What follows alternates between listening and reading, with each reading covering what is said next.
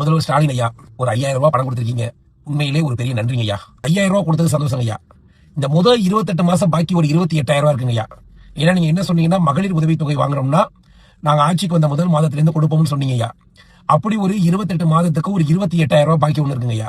அப்ப நான் இப்ப எங்க அம்மாவுக்கு போன் பண்ணி கேட்டேங்க ஐயா, இந்த 5000 ரூபாய் வந்திருக்கு சந்தோஷமா இருக்கீங்களான்னு கேட்டதுக்கு, ஒரு 5 வருஷத்துக்கு முன்னாடி எடப்பாடி ஐயா காலத்துல நாங்க கரண்ட் பில் வந்து அதிகபட்சமே 900 தான் கட்டிருக்கோம், ஏசி எல்லாம் போட்டு.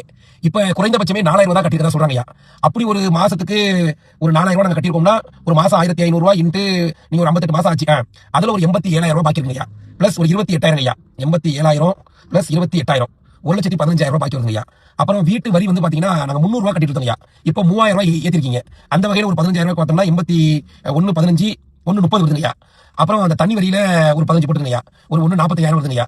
அப்புறம் உங்களுடைய நீங்க போட்டுருக்க எல்லா திட்டங்களுக்கும் வரி ஏற்றுறது, விலை உயர்வு நடந்தது, எல்லாத்துக்கும் நீங்க ஐயா பொறுப்பேற்கணும். அதனால நீங்க 5000 ரூபாய் கொடுத்ததுக்கு மனமார்ந்த நன்றி தெரிவிச்சுக்கோங்க. அந்த பழைய பாக்கி இது எல்லாத்தையும் சேர்த்து ஒரு 2 லட்சம் ரூபாய் கொடுத்தீங்கன்னா நாங்க கொஞ்சம் சந்தோஷமா இருப்போம் ஐயா. தமிழ்நாடு மக்களை தயவு செய்து இந்த 5000 ரூபாய் கொடுத்த விஷயத்தை அரசாங்கத்துடைய காசு எடுத்து மக்களுக்கு கொடுத்துருக்காங்க. இது எந்த வழியில் வசூல் பண்ண போறாங்கன்னு தெரியல. ஆனா பரவாயில்ல, இந்த 5000 ஏற்கனவே உங்களுக்கு ஒரு 3000 8,000 கொடுத்துருக்காங்க. உண்மையை புரிந்து கொள்ளுங்கள்.